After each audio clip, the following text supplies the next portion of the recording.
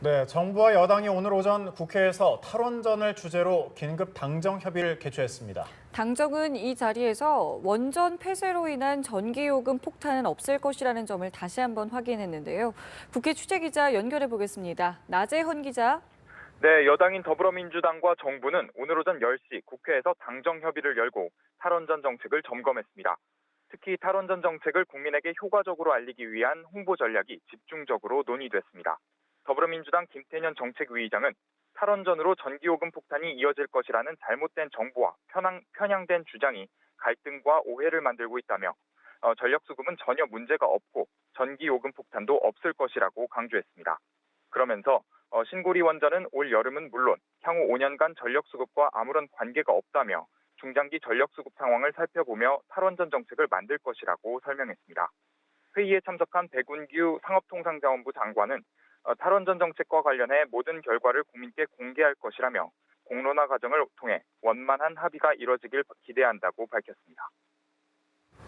네, 국회 국방위에서는 오늘 오후 북한의 미사일 발사와 관련한 긴급 전체회의를 소집하죠.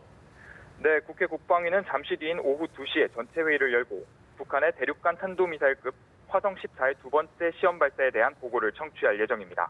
여야 의원들은 사드 임시 배치를 비롯해 북핵 억제를 위한 선제 공격용 전략자산 확충 등 잇단 북한의 도발에 대한 정부 차원의 대응책을 질의할 전망입니다. 네, 오늘 검찰이 국민의당 제보 조작 수사 결과를 발표했는데요. 국민의당이 오후에 긴급 연석회의를 연다고요. 네, 그렇습니다. 국민의당은 오후 2시 국회에서 긴급 비대위, 의원총회 연석회의를 소집했습니다. 현재 박주선 비대위원장이 직접 대국민 사과를 하는 방안이 검토되고 있는 것으로 알려졌으며 구체적인 메시지 수위는 연석회의에서 결정될 것으로 보입니다. 지난 대선 당시 당 후보인 안철수 전 대표의 추가 입장 표명 여부도 주목되고 있는데요. 다만 이날 이뤄질 가능성은 불투명한 상황입니다. 한편 박지원 전 대표는 사건 수사 결과를 발표한 것에 대해 자신의 SNS를 통해 검찰의 수사 결과에서도 제가 검증 또는 기자회견에 관여했다는 증거가 발견되지 않았다고 말했습니다.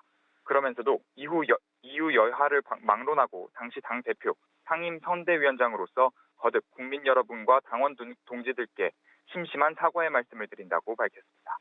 지금까지 국회에서 전해드렸습니다.